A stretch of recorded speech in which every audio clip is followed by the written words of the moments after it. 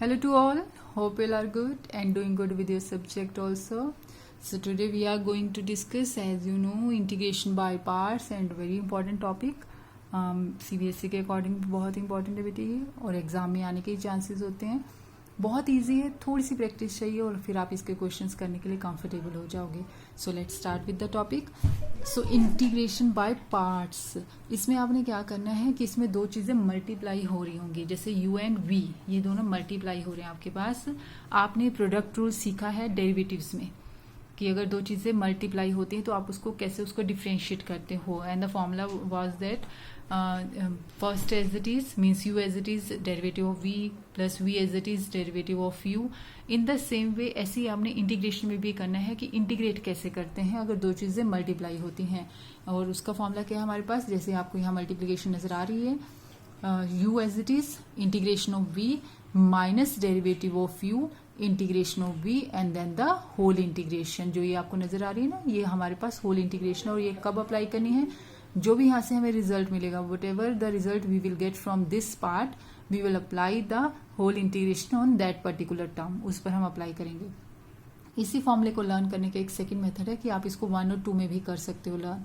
First function as it is integration of second function minus derivative of first function integration of second function and then the whole integration of this particular term, जो हमें यहाँ से मिल जाएगी. तो ये आपका formula है, थोड़े से ही लर्न करने की जरूरत है और थोड़ी सी एक दो क्वेश्चंस के बाद ना ये माइंड में सेट हो जाएगा फॉर्मूला. और जैसे फॉर्मूला सेट हो गया फिर तो इंटीग्रेशन बाय पार्ट्स बहुत ईजी टास्क है.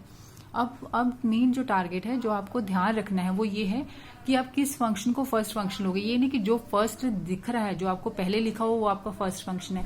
उसका सिलेक्शन का एक प्रोसेस होता है बेटे, और उस प्रोसेस के लिए हम यूज करते हैं ये जो आपको ये आईलेट लिखा हुआ नजर आ रहा है. We can choose the first function which come first in the word ILATE where. अब ये हर एक लेटर, यहाँ पर जो भी आपको ये लेटर्स नजर आ रहे हैं ना, इनका कुछ ना कुछ आइडेंटिफिकेशन है, उसके अकॉर्डिंग हमने सेट करने हैं. So I stands for inverse trigonometry function, means sin inverse x, cos inverse x, tan inverse x, cot inverse x, sec inverse x, cosec inverse x. I उन सब के लिए स्टैंड करता है.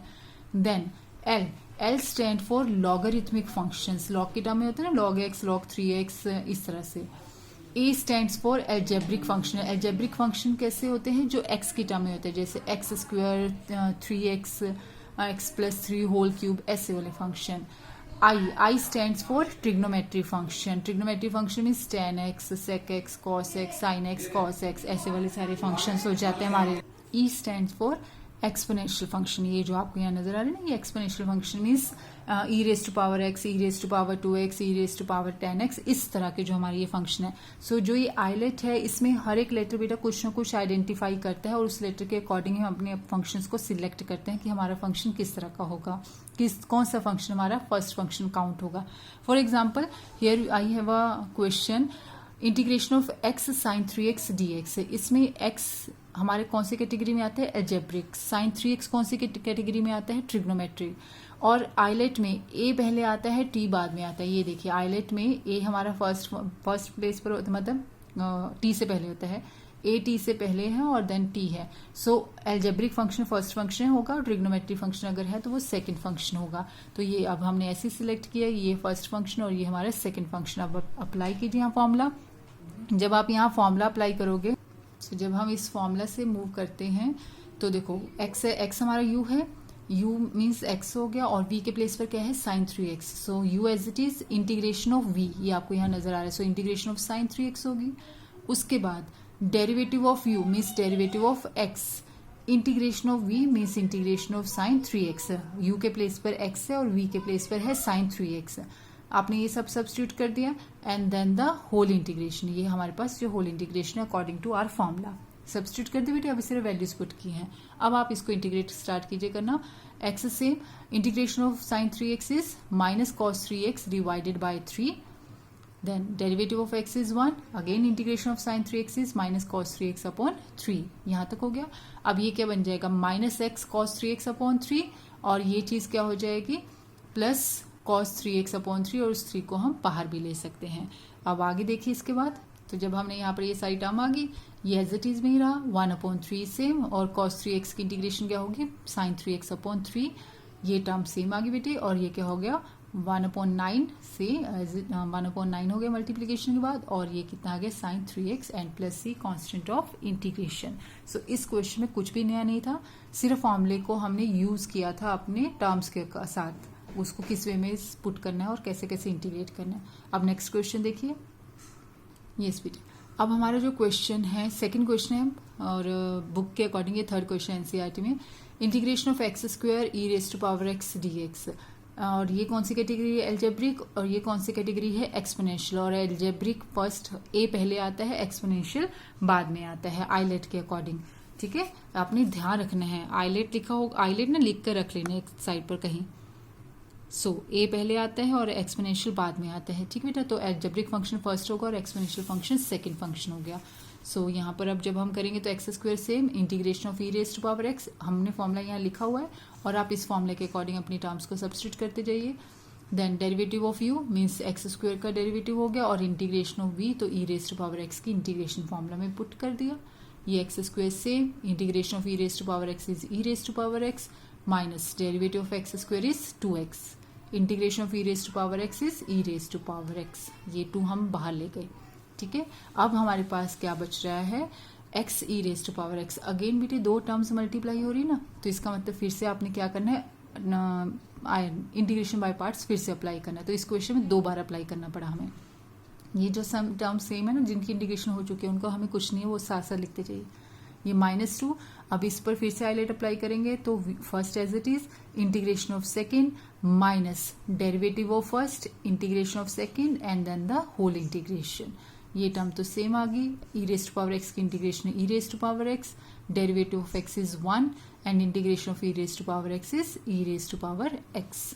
बस अब तो हो गया हमारा क्वेश्चन यहाँ पर सॉल्व। इसमें क्या करोगे आप, ये टर्म सेम होगी और ये जब मल्टीप्लाई करोगे तो होगा -2x e raise to power x, इसको मल्टीप्लाई करेंगे तो +2 integration of e raise to power x ना, और जो कि e raise to power x ही होते तो हमने यहाँ डायरेक्टली लिख दी, plus c constant of integration, और इन सब में से e raise to power x हमने कॉमन ले लिया, तो x square -2x + 2 plus c constant of integration, ये हमारा लास्ट आंसर है।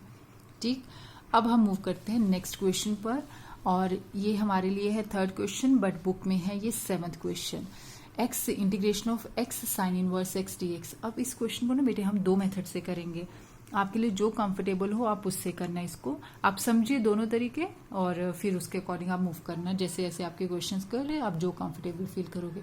सो एक्स साइन इनवर्स एक्स, पहले तो एक का आप जो हमारे इस मेथड में हम डिस्कस कर रहे हैं वो क्या है कि जब भी इनवर्स ट्रिग्नोमेट्री फंक्शन होता है ना, इसको आप हमेशा टी सब्स्टिट्यूट कर लो। साइन इनवर्स एक्स को हमने टी पुट कर दिया, इसका मतलब एक्स किसके इक्वल हो जाएगा, साइन टी के। अब ना फिर dx किसके इक्वल होगा, cos t dt। अब एक क्वेश्चन आप यहाँ मेरे से ये पूछ सकते हो कि मैम हमने यहाँ पर डेरिवेटिव क्यों नहीं किया। उसका रीजन ये है कि अगर आप यहाँ डिफरेंशिएट करोगे, साइन इनवर्स x का डेरिवेटिव क्या होता है, 1/√1 - x², जो कि आपके पास क्वेश्चन में नहीं है।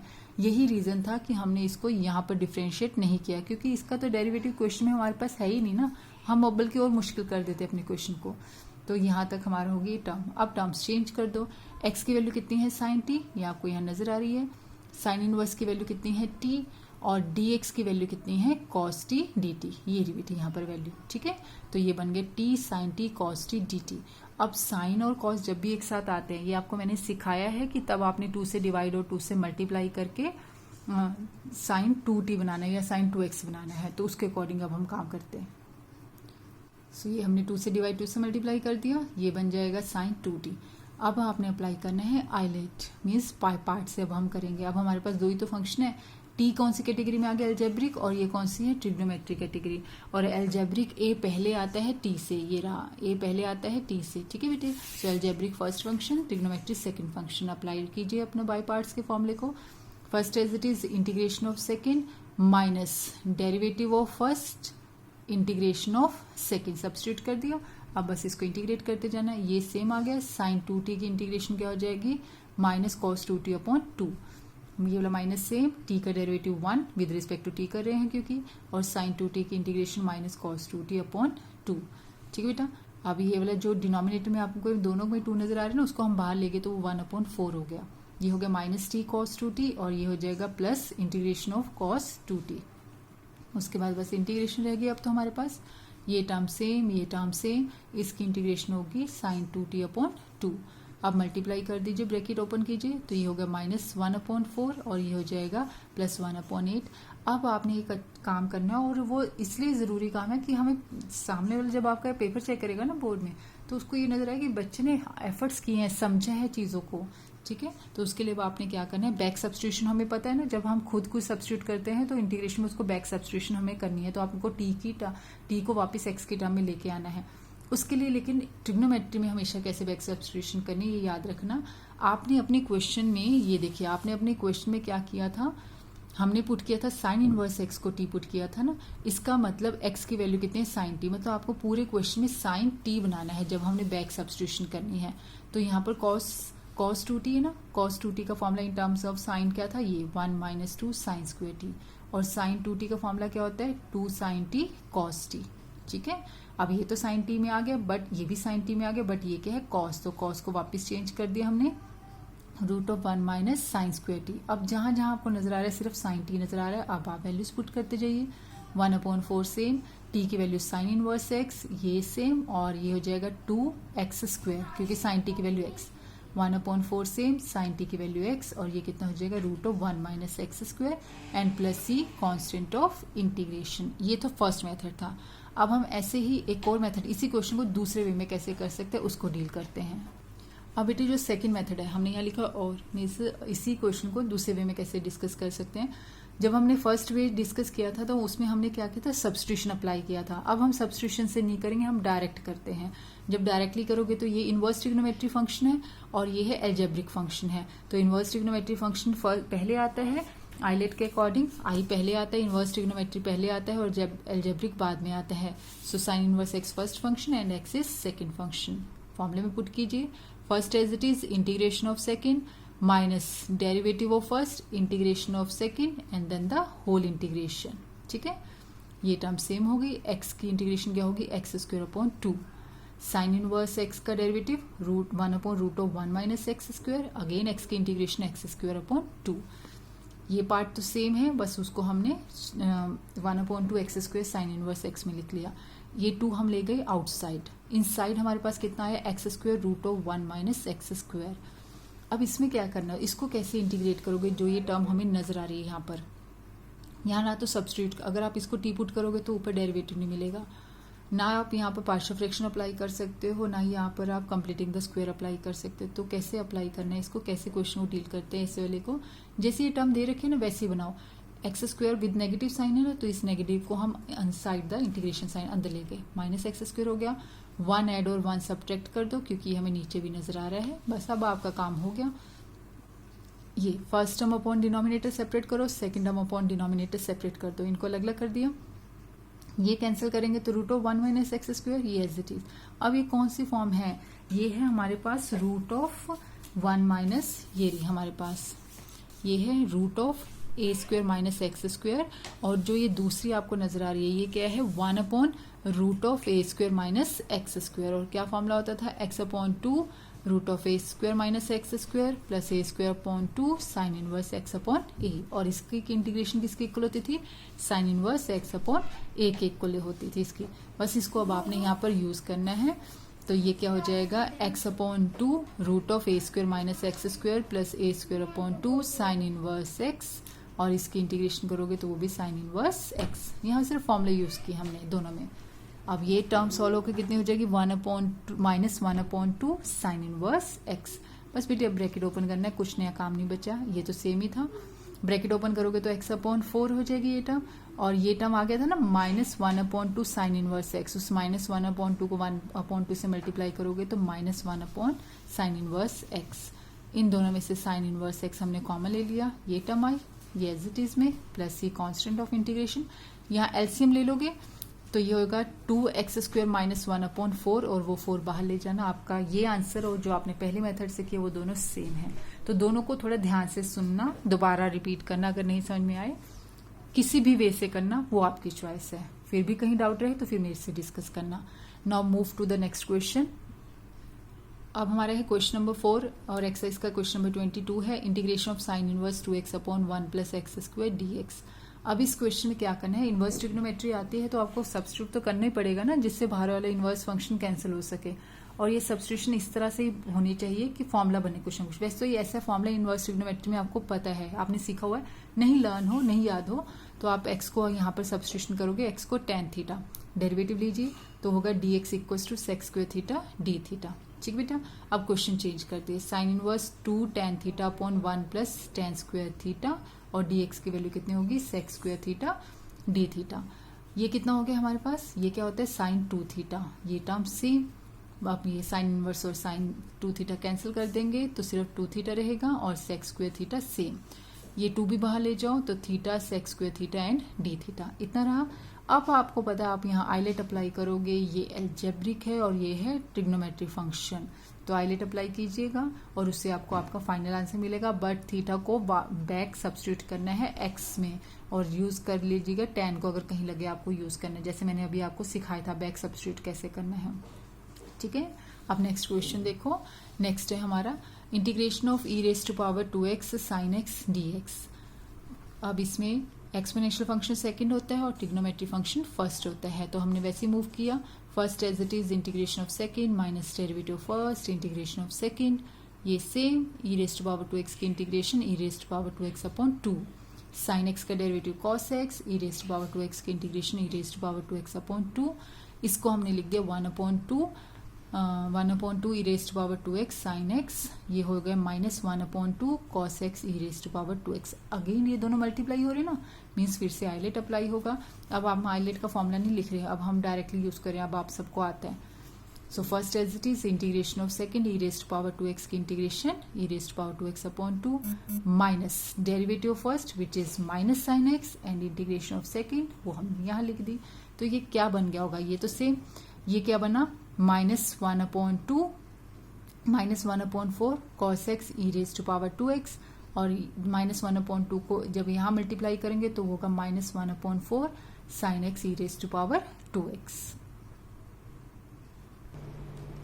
सो ये अब हमारे पास होगी टर्म, अभी तो हमने माइनस और प्लस में लिखा है और ये भी मैंने आपको समझा दिया है, ये टर्म सेम, ये टर्म सेम। और ये अब देखिए ये क्या चीज है, ये वापस वही तो आई, यहीं से तो स्टार्ट किया था हमने question, e raise to power 2x into sine x है, इसका मतलब ये तो वापस आई बन गया, तो हमने इसको आई से रिप्लेस कर दिया।